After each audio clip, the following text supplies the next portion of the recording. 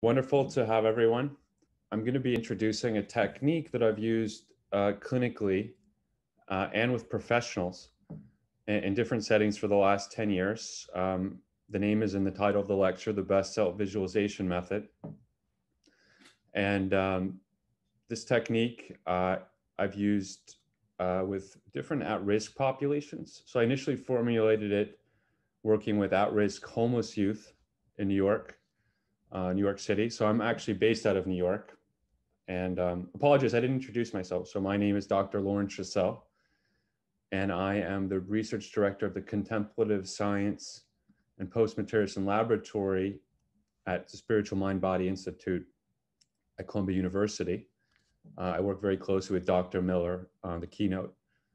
And I was based in Los Angeles, and now I'm based in New York, back at the Institute. My research is focused on contemplative practices, also contemplative neuroscience. And recently we're working on a project to help the police and give them meditation, loving kindness practices. And it's something I can talk about later in the lecture. Wonderful to be here. Now that I introduced myself, I can go back to what is the best self-visualization method. And I'm trained as a clinical psychologist, working with many patients in clinical populations. So as I mentioned, something I started using about 9-10 years ago with homeless youth. The reason to use it was to supplement a practice, a therapy technique known as interpersonal therapy, where we form relationships with each other. And this was thought to work well with homeless youth. One of the issues with homeless youth was there was a lot of trauma. And I think that's something that's very obvious, but because of the trauma, there's a sense of self-fragmentation. And the idea behind the technique was to give homeless a proxy self in order to send and receive loving kindness. When you're really traumatized, when you're really fragmented, with some people, it can be very difficult to give love and to receive love. You can feel rejected. You can feel rejected by society. And the idea is actually, in order to give the love and receive the love, you need a proxy. So you need a best self. And that self is enhanced through a state of meditation or a deep state of relaxation. And I'll talk more about the reasons why as we go through different parts of the practice. So the practice itself is just, it's similar to other modalities you've experienced. It's a multi-modality practice. It starts off with sound breathing, sound entrainment, using the Tibetan bowl, a pranayama, a deep rhythmic breathing. Actually, two types of a pranayama, like a deep rhythmic pranayama and a silent breath, which is also a yogic technique, rooted in different Vedic practices. The visualization practice, where you visualize a best self, and a loving kindness practice, where you send and receive loving kindness, rooted in a Buddhist metta practice. So it's a composite practice. And the first part is the sound. So I mentioned how it's important listening. And I think listening is something that we don't necessarily consciously do. It's very important in therapy to consciously listen. Good example of schizophrenics actually are very bad listeners. And because of the bad listening, they form a very nuanced internal world. So it's actually very helpful to listen carefully. When I've worked with at-risk children, very at-risk children, if I could garner attention and relaxation from one thing, it would be listening. Let's do this listening practice. Very gentle listening. So why don't we go into the experiential part, and why don't we just listen for a moment? I'm going to just play the bowl. And you've done this before, but now I want you just to consciously listen to the sound. And I want you to even hear it after it stops. Just try to hear the silence. And if you have a bad reception, which may be over Zoom, we sometimes have bad receptions, I want you to just to hear the sound of nature that underlies everything, the sound of the earth. So everyone, please, in a relaxed position. I hope you're participating. So I like to see everyone. Yeah, relaxed position.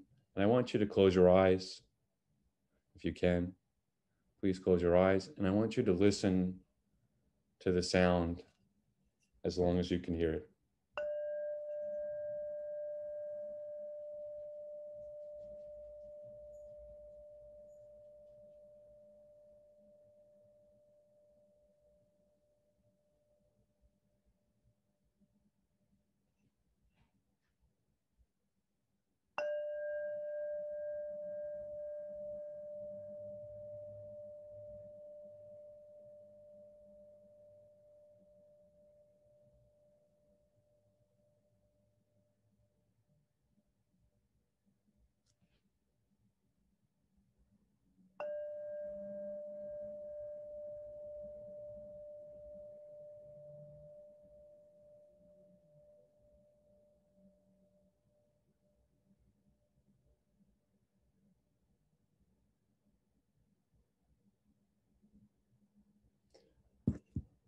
You're ready, you can open your eyes. And I just was hoping if there's any feedback just from doing, I'm sure we've been doing practices all day, but just from again doing a listening practice, just really focusing on listening and the sound of the ball. Does anyone have any, did anyone feel relaxed?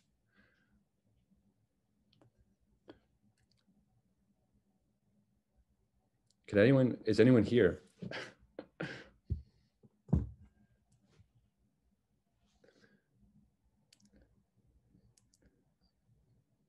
Jen, are you here? Yeah, so someone just said Okay. yes, someone said they love it, and someone said they do feel relaxed.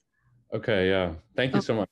We It's have some funny because it's hands. me and it's me, it feels like me in the abyss compared to the other Zoom meetings I've done. So yeah, I think it can be very soothing and relaxing. Um, I mentioned I did this practice with really at-risk kids. I think it's very useful in schools to quickly garner attention, um, quickly focus. It can be just framed as a listening practice. I think it's useful as just that. We don't have to denote it as anything else. And then actually, I was invited to do a training for California state judges at the Judicial College. So they have the judges in all of the judges in the state of California go for an annual training. And I taught a mental health class, mental health resilience burnout, and I used meditation visualization techniques. And actually, the one thing that even every judge, even the oldest, most curmudgeon judge, the one thing that they liked was the listening. So even similar to a youth, the at-risk youth, the judges also like the listening practice. And I think that also a lot of this is about the way we've been programmed in our society to hear sound.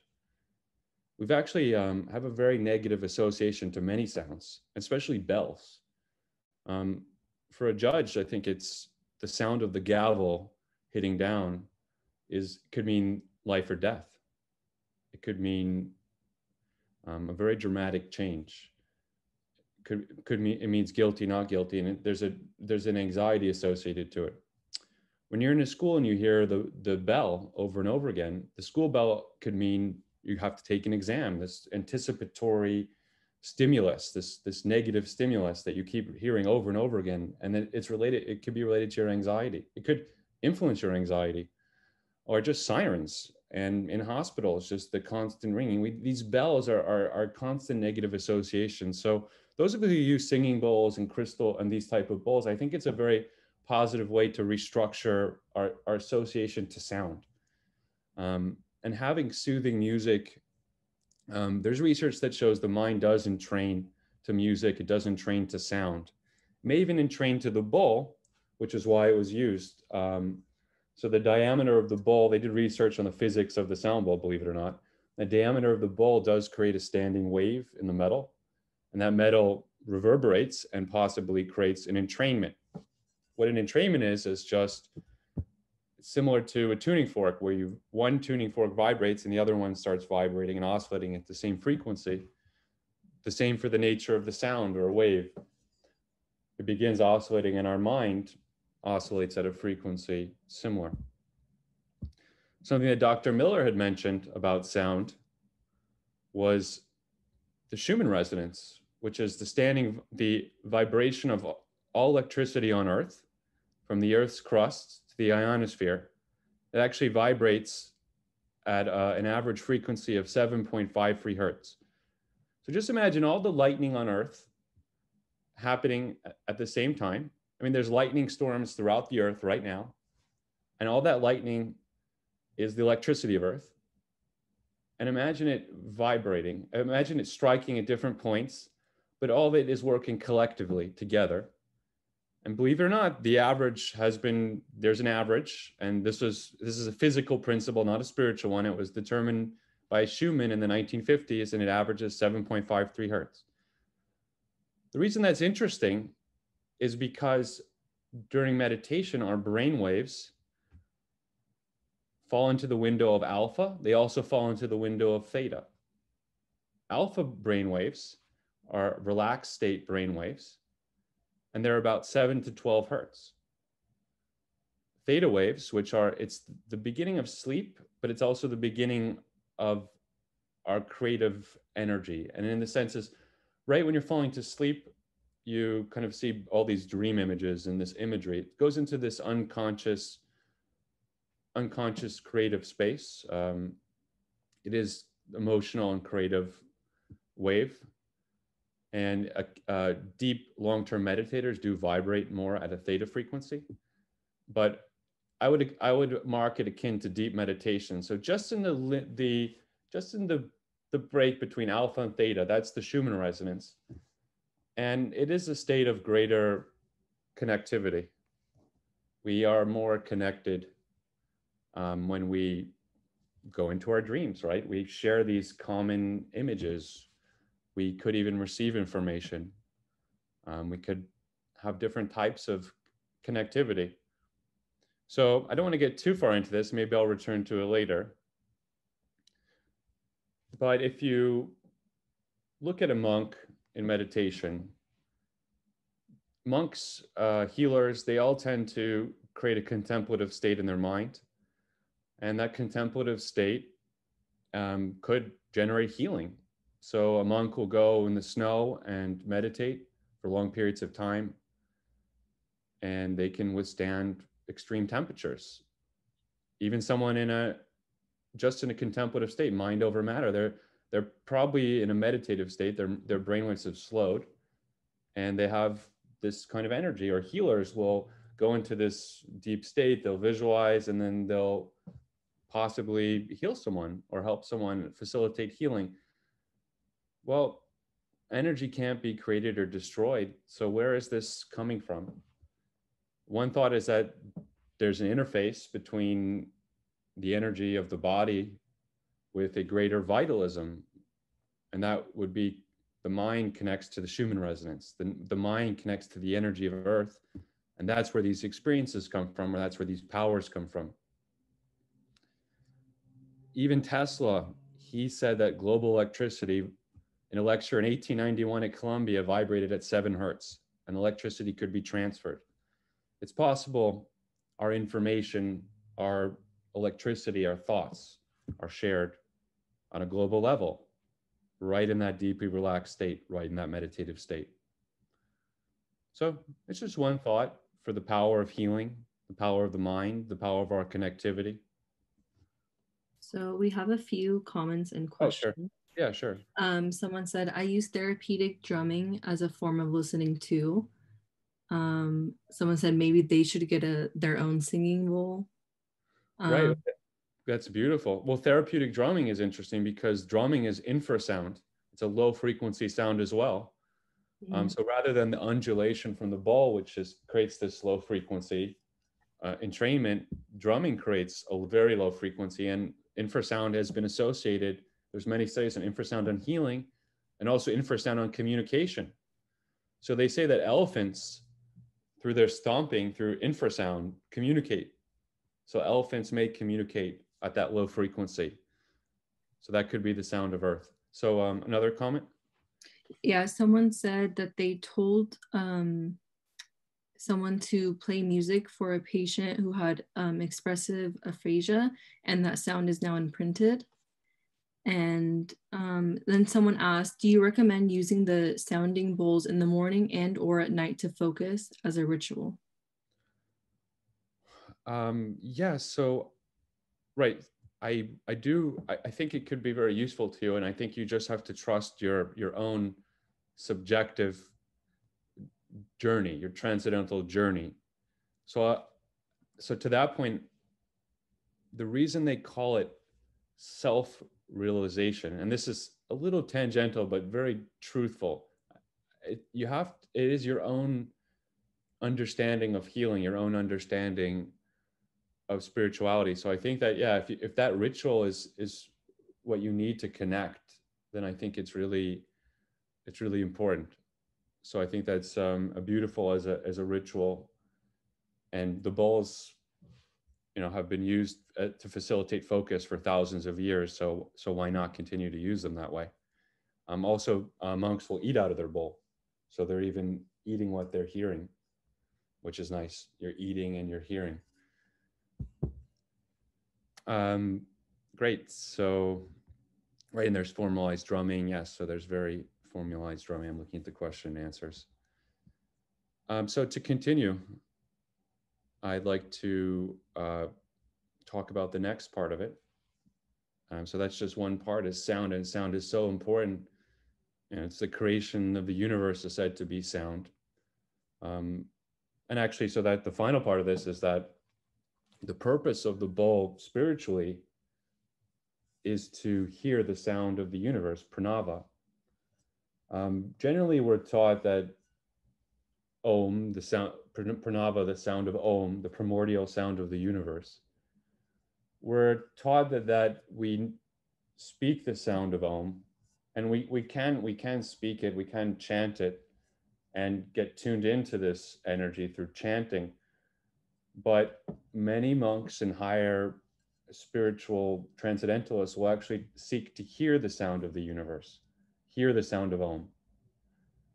So that's why I think it's important to listen, because you're listening to the sound of the universe in a higher state of meditation. And I have met people who have heard this sound in deep spiritual states, this resonant tone of the universe. So the practice is to develop that. But we're using it clinically, so it's not. It's just we're listening, and we always want to come back to the unity of everything in some sense. So if we can do that, that's brilliant. The next part is breathing, rhythmic breathing. So this is a pranayama. It's a deep breathing technique. There's been thousands of studies to show the effectiveness of meditation and breathing, many different forms. Some confusion with meditation and mindfulness is actually the taxonomy of the term mindfulness. We tend to throw the term around, mindfulness this, mindfulness that, but it means many different things. So one problem is just operationalizing. What do you mean by mindfulness? When I submitted an IRB for this study, for a study I did on the best self, I mentioned mindfulness, and she said, well, somebody just submitted a study on dance and they called it mindfulness. So mindfulness was being used for dance, it's being used for meditation, it's being used for chanting, it's being used for healing. So let's break it down. Let's break down what are different components, what exactly are we doing? Because you could argue not all mindfulness is the same, right? If it's a totally different cognitive, respiratory, and cardiovascular technique, then it's quite different. Many different forms, different types of focus, different loaded attentions, selective attentions. So anchored and unanchored. So let's try to understand that. So this is just a breathing. It's a pranayama technique from Vedic tradition. And I'll basically count through breathing through your nose, and I'll count 1, 2, 3, 4, 5, 6, 7. And you'll breathe in, and then you'll hold the breath at the top of the head to denote focus. Also, it's, if you believe in the chakra system, then this would be the higher state of awareness, the higher state of consciousness. So you would be moving your prana, your energy, your vital force through the spine, and you'd be releasing it at the top. If you're a practitioner and you're offering this, it's just a point of focus. It's just a way to get into your breathing, but it does have a deeper principle behind it. So you'll breathe in and you'll move your prana and you'll come back down. And when you get to the top, you'll just hold for a few seconds. So it'll be a retention. And then when you get all the way to the bottom, you'll do just an empty retention, no breath. And this is also could be a healing technique in different traditions to garner more prana, more energy. But no, it doesn't need to be, say, if you're clinically practicing, and I'm just offering it to all of you who are practitioners, many of you, or some are not. So then it can be used in many different ways, many different levels. So why don't we try that together? And we'll start with just the bowl. Just listen for a minute. So we'll listen to the sound of the bowl.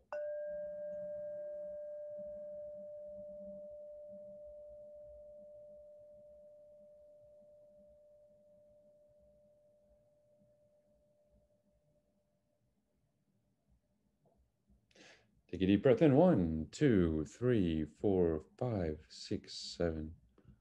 Hold the breath, top of the head. Release. 7, 6, 5, 4, 3, 2, 1. Take a deep breath in. 1, 2, 3, 4, 5, 6, 7. Hold the breath, top of the head. Release. 7, 6, 5, 4, 3, 2, 1. Take a deep breath in. 1, 2, 3, 4, 5, 6, 7. Hold the breath, top of the head. Hold. Release. 7, 6, 5, 4, 3, 2, 1. Take a deep breath in. 1, 2, 3, 4, 5, 6, 7. Hold the breath, top of the head. Hold. Release. 7, 6, 5, 4, 3, 2, 1.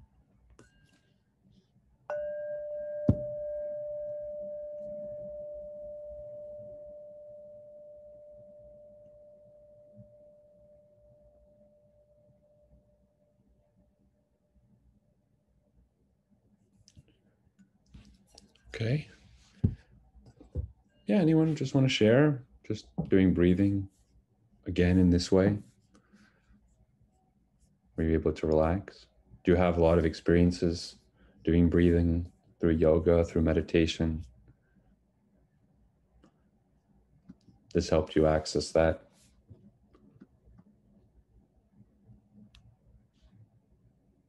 So someone said they feel much calmer now.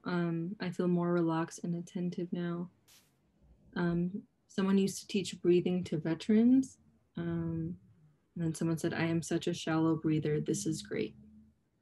Oh, wonderful. Yeah. So shallow breathing can be associated to anxiety. We tend to breathe shallower, affects our heart rate, tends to go faster, and can be related to anxiety. That's why deep breathing, it does slow your heart rate and does relax you. It does elicit the relaxation response. As far as veterans, absolutely can be very effective with veterans. I've worked with veterans before clinically, severe trauma, and it was very effective. I think that it can be very helpful to just have your breathing. As we get to the deeper into the practice, we will possibly see that it can be also effective to have a positive image enter into our mind. And there is a difference between the relaxation response and anxiety and depression and positive psychology, positive imagery. a positive, resilient imagery can have a completely different effect. And I'll talk a little bit about that. That's some research I've done as far as a study on the best self-visualization method. Thank you for sharing. Right now, I'm working with police. I've worked in 4 different states, so they are similar to veterans, and many are former veterans. Part of the police we talk about is there's a militarized component to the police, but many are former veterans who have had PTSD. So we have to have compassion for them, and they need coping, right? We don't have enough methods of coping. And when you've gone through when you've seen significant trauma and you hold on to it, and it acts out in ways maybe you can't control. So we need to release these negative experiences. We need to process them, and you can think of it as like steam accumulating in a pipe. If too much accumulates without releasing, the pipe bursts. And this could be any type of balance with society or with your colleagues or even with yourself. You don't want the pipe bursting. So it's good to have a release valve, and to help judges, law enforcement have a valve to release it, and have compassion for the pain and suffering they go through too. Then we can help everyone. We can help who they interact with. And it's totally reciprocal, because life and society is all balanced. It's all the same person in a different form. If we have compassion for everyone, we see the same person in a different form everywhere. And it is the same person in different form, because we always start out as one cell, and it changes to many different things. Even all matter is derived from one cell. Universe is derived from one point, and it differentiates and changes. So we're all the same, especially in meditation, when we collapse into one thought, one breath, one mind. So Someone said, I am a chronic slow breather and I often forget to breathe. Are there any strategies to help with this? I think it gives me some anxiety. Oh, okay. Yeah. So I think that breathing and meditation is also a practice, and there's a practice effect to it. So I do encounter some people. So most people will relax when they close their eyes. And this is supported by neuroscience. The second you close your eyes, your alpha amplitude goes up. So your relaxed brainwave increases just by closing your eyes. So no matter what, you relax closing your eyes. But a number of people, a smaller fraction, will experience anxiety, maybe claustrophobia when they close their eyes. In your case, you said you have this slow breathing and you're working on that. I've never encountered anyone who has slow breathing, but I imagine that if you consistently practice and give yourself feedback, and actually meditation is feedback inducing through dopamine. Meditation practices have been shown to increase dopamine by 65%. So it can reinforce itself the more and more you get into it.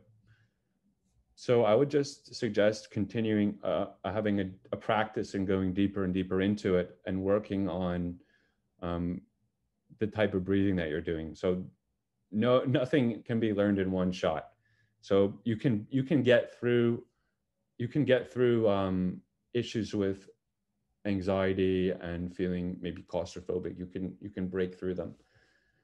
So I think you can practice your way through that. So the next part is totally different type of breath. And I want to keep moving because we have 20 minutes already, 20 minutes left, and there's a few more components.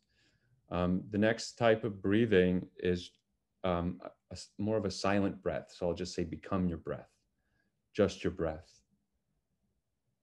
And it'll just be you, in a sense, merging with your breath, just totally being present with the breath in a moment. So we'll start from the beginning. So everyone close your eyes, relaxed position, and we'll listen to the sound.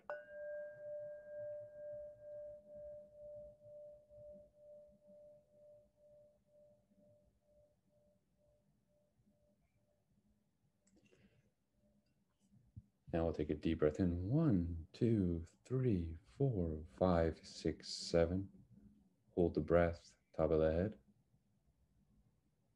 Release. 7, 6, 5, 4, 3, 2, 1. Take a deep breath in. 1, 2, 3, 4, 5, 6, 7. Hold the breath, top of the head. Release. 7, 6, 5, 4, 3, 2, 1. Now I want you to become your breath.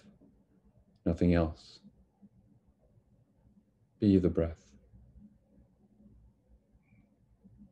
You're the breath.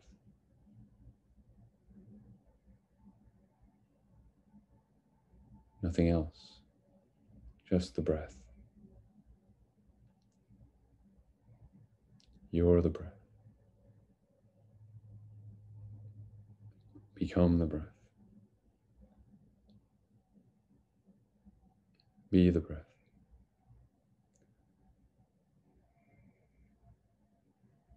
Take a deep breath in. 1, 2, 3, 4, 5, 6, 7. Hold the breath, top of the head. Release. 7, 6, 5, 4, 3, 2, 1.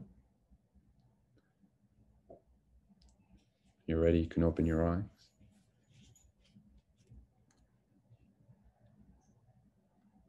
Okay. Yeah, so is this any different? Because it's a kind of a different quality to breathing and focus. Did anyone have a different attention, a different mindset?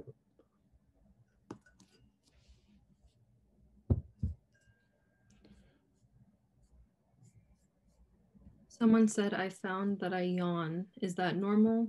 I'm not tired. I think that's a reflex, but I'm not so, I don't have any basis for that, but it's definitely this reflex that came up. I'm not sure. I haven't had too many people say that. I imagine you'd be yawning, but I'm not 100% sure what to tell you, in all Someone honesty. said it helped me rid my brain of distractions. Oh, wow. Destructions. Wow. Oh, distractions or destructions? Distractions. Distractions. I heard destructions. That's very interesting. So this is the parlance of our time, right? We have these destructions. We have these destructive impulses everywhere. So I saw that, but to rid yourself of distractions. So just to that statement, I think for some people it's difficult to have an unanchored meditation. So to have mindfulness where you just say, oh, focus on the present moment. I find that with a lot of people, they can be very distracted very easily. The mind just loves to grab onto things. So it's nice to have an anchor. So I like anchored meditations where there's a guided force to it. I think you can look at it as a tomato plant. If you just give it sun and rain and no structure, it'll grow all over the place. But for it to grow best, it needs some kind of structure, but not too much structure, because then it won't have enough of the elements. So it needs to be a balance. I think that it's nice to have some anchor and then also some freedom to have our own experience. Yeah, someone said, my mind was wandering when I was becoming the breath, but your reminders would bring me back, definitely more focused. Okay, perfect. That's exactly what happens with meditation. Our mind is programmed to wander and grab onto things. So that's the treadmill that we exist in, where we have all these currents and pulses. So I do, that my belief, and everyone has a different way of guiding and doing this, is that I do believe that anchors and the prompts help, but not too much of a story. Like, I don't want to go on too much. I want you to have your own experience. And I think that with that, I can start transitioning to the visualization, where we form an image of our best self, right in the title. And as I mentioned, that I felt initially it was very helpful with people who went through a lot of trauma and were fragmented, because the best self could be a proxy to receive love and give love, but then just as a state of being. I could ask everyone the question, how many times a day do they feel that they are their best self, the optimal state of their mortality? How often do you even think about that? Yeah, think about it. Do I even do that? Probably not. Probably we don't think about that. We're not thinking about what that means, what our, our optimal state of mortality is. But some of you do. Some of you are high achievers. But that doesn't necessarily mean best self, because we can be so caught in materialism that we actually we didn't see the deficit, right? We didn't see the deeper part that was missing. We had an emotional deficit. So just to take a minute to understand the elements, the dimensions of ourself, our best self, right? Because it's not just achievement based, which is so Western and materialistic, but it can be like a deeper spiritual trait.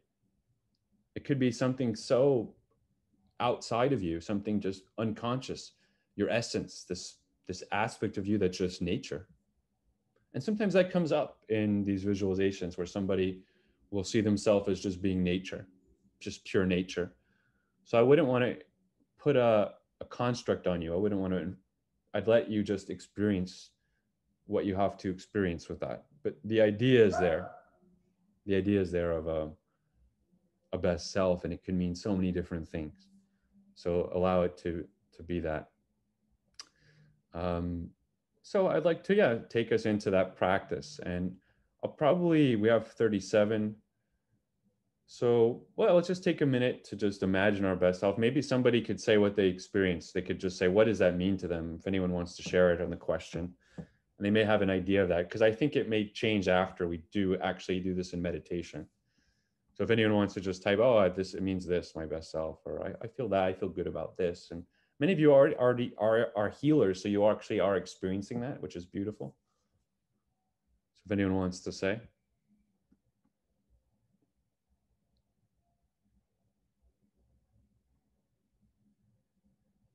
Okay. Well, I will say one thing, and that many of us, many healers, practitioners are doing visualization. I find it to be much more effective in a meditative state, a deep meditative state. Some clinical hypnosis doesn't really take us into that deep a meditative state. It's just more on the surface. But it's important for it to be meditative because our brain plasticity, our declarative memories are assimilated during a theta state. And I mentioned theta earlier. It's a deeply relaxed state. So not only are our memories assimilated there, that's where our brain plasticity, it's really where memory is assimilated. So our hippocampus, which consolidates memory, it also vibrates at theta. It literally vibrates at theta. So we want to get into theta to alter this construct of self. We want to get into a deep, relaxed state. We want to have that plasticity to change our self construct, our construct of self. And the hope is that it'll play out unconsciously. Our best self will play out in ways we didn't expect it. I often do this with goal setting when I work with patients. I'll have goal setting, and then our goals will sometimes unconsciously play out. So in a way, we installed the goals in our consciousness, in our memory, in our mind. And it's beautiful because it does help with that creative aspect of ourselves, to even creative for outcomes in our life, because we do need to be creative with outcomes. And we tend to deviate away from that. One piece of research, which is interesting in terms of developmental research, is that children's brainwaves actually vibrate more at theta. Adults vibrate at alpha and beta, more beta. So children are actually vibrating in a state of memory, in a state of creativity. That's why I say, oh, find your inner child or in creativity. But in a sense, you're, and if you're meditating and you're going into a creative state, you actually are connecting more with the childlike state. Zen mind, beginner's mind. It always helps to have that childlike curiosity and state. So let's go into the final practice. We'll do the best self with the breathing, and then we'll send the loving kindness from the best self to the present self. And then we'll send it to the earth, and we'll send it to the city, and then to the earth and back. We'll give and receive. Some meta practices don't do as much receiving as giving, but we want to balance both our giving and receiving, just like the breath is balanced. And then we want to be balanced in fair and just, right, giving and receiving. should always be balanced. If we give too much, we in a sense, it's beautiful and altruistic, but sometimes um, we don't take care of ourselves, right? So early in this conference, compassion fatigue was mentioned. Well, we give so much of ourselves and we don't take care of ourselves. So we need to receive as well. It's really important to receive love and be willing to feel that reception and accept that. So everyone close their eyes, relaxed position. We'll listen to the sound as long as we can hear it.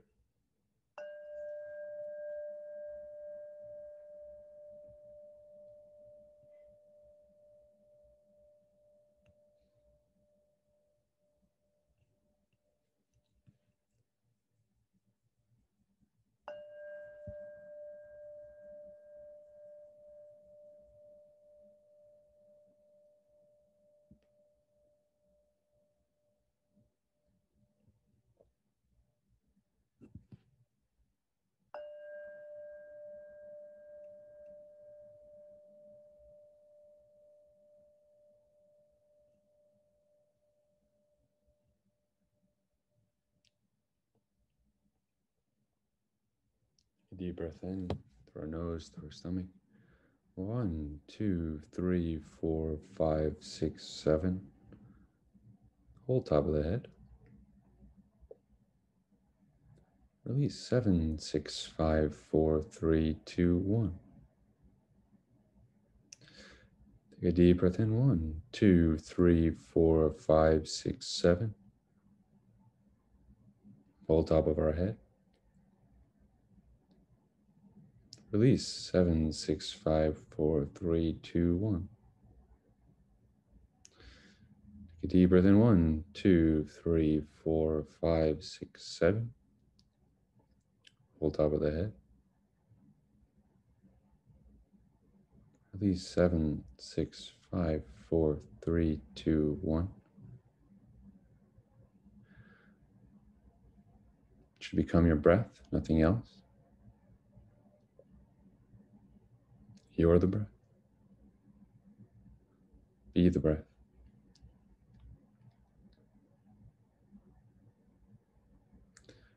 Nothing else, just the breath.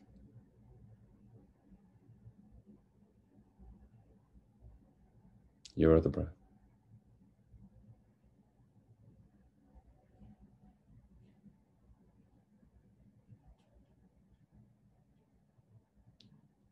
Become the breath.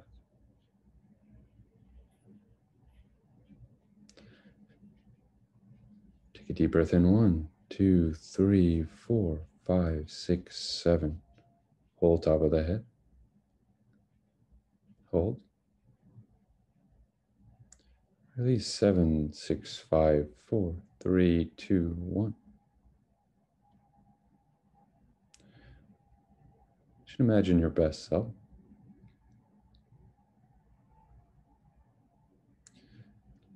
Best version of you.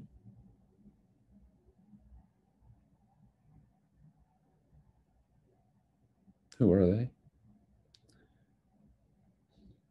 What are they like?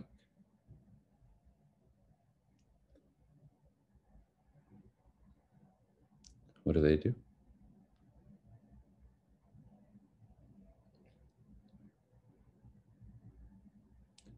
What do they look like?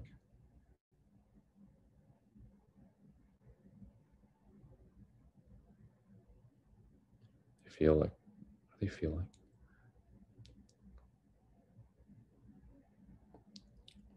Their emotions, actions.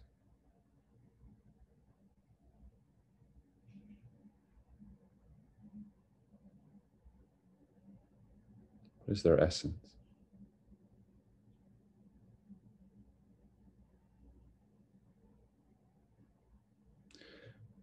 Imagine this best self come closer to you. Warmth and loving kindness. Embrace you, give you a hug.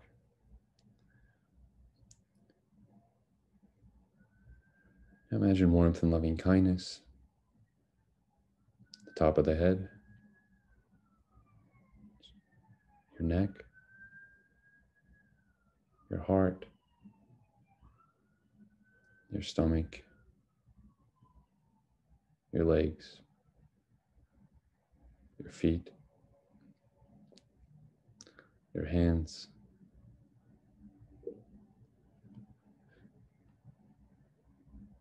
Take this warmth and loving kindness, send it to everyone in the room. Warmth and loving kindness.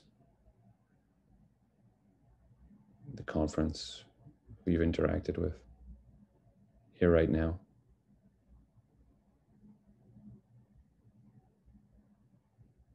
And receive it.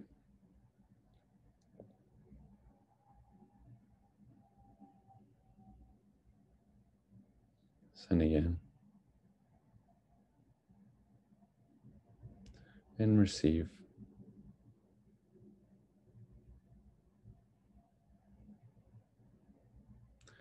Now send to the city, warmth and loving kindness, your city.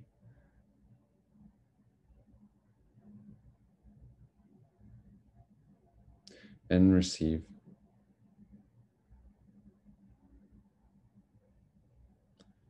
Send again. And receive.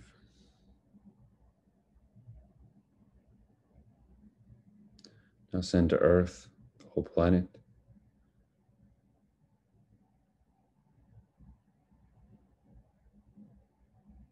And receive.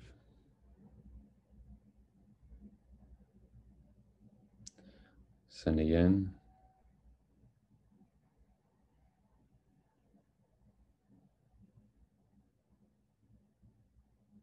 And receive.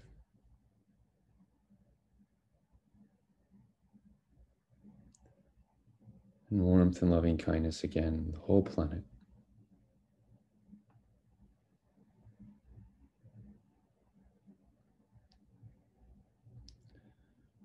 Love to the earth. Now receive.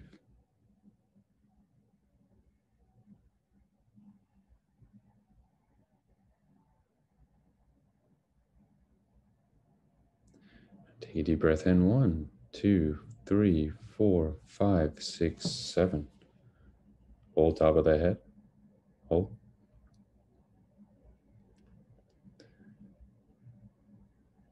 Release. 7, 6, 5, 4, 3, 2, 1.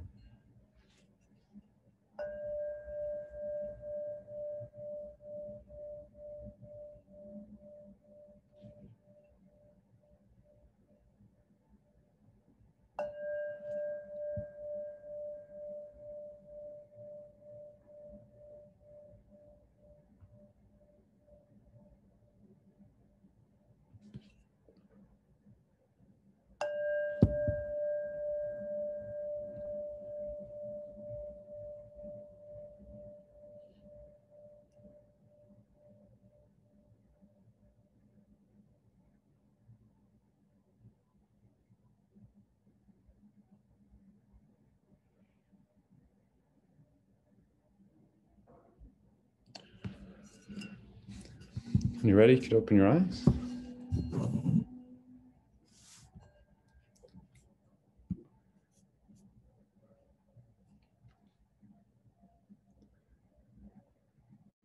Great. Yeah, so if anyone would want to share their experience, what it was like, maybe even your concept of what you thought was the best self, what came up?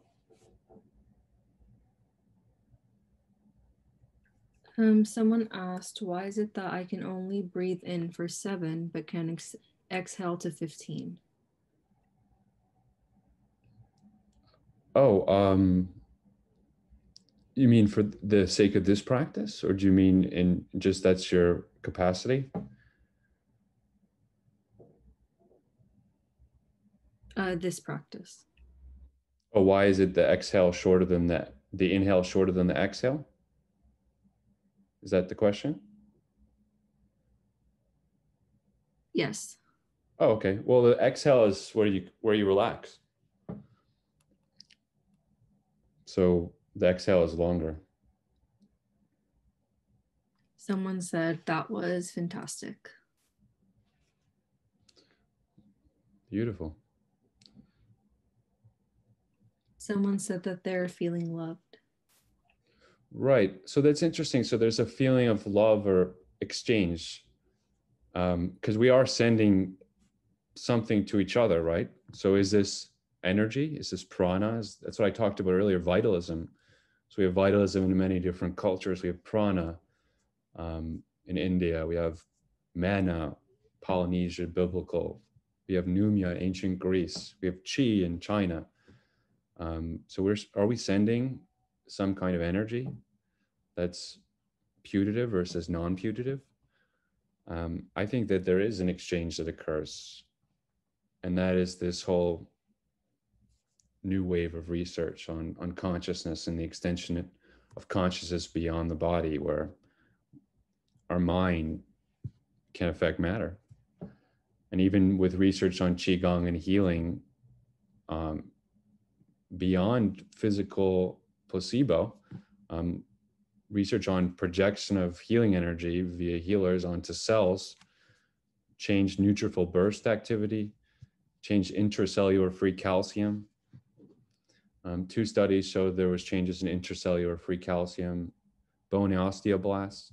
So Wayne Jonas, who's the former director of NIH, he did the research on intracellular free calcium. He published it as BFE, biofield energy. Onishi at UPenn, he did research on osteoblasts and cancer cells, just projecting, and a sham compared to a sham practitioner. So in a sense, we are projecting something to each other. We are projecting some kind of energy. Anyone else? Someone said, thank you for this experimental presentation. This is especially helpful in times like these. Do you offer any ongoing meditation sessions virtually? I've been offering sessions to different professional groups around the world. So I've worked with CEOs in Indonesia. I did work with children in Pakistan. So just different populations around the world, but I don't have like an ongoing one that's like an open to the public kind of one. But if you have an institution that you want me to speak to or offer it to, I'd be happy to do that. So if you have someone in mind or an organization that you feel could benefit, yeah, I would be happy to speak. Or you could email me. I can put my email here if anyone has, wants to connect in that way. Or someone asked, are there any resources or books you recommend to continue this practice? So the practice is created by me. I haven't written a book yet. I've only practiced just individually. I haven't disseminated it really. I wrote a paper in the Journal of Clinical Psychology, which kind of outlines some aspects of it. But I don't have, I can't offer you yet a continuing resource. I haven't manualized it yet, which I'm going to do so for the police work. So just reach out to me, and maybe I will, maybe this is a call to just offer it as an ongoing practice so people can continue to experience it and we can share it together. And it's an aspect, it's an archetype. So we can just exist within that and work on the mortality and our best selves and really just giving loving kindness to each other and the earth in this form through a self that is enacting our spirituality, right? Rather, an actor on the earth. So yeah, please maybe Gianna will send my email, or you can give it to people. I don't know how that works. I can write it in the public message. Is that the best way? Yeah, I can send a chat to all of the audience. Okay, just put it Panos. Okay. Yeah. So anyone else? Any other thoughts?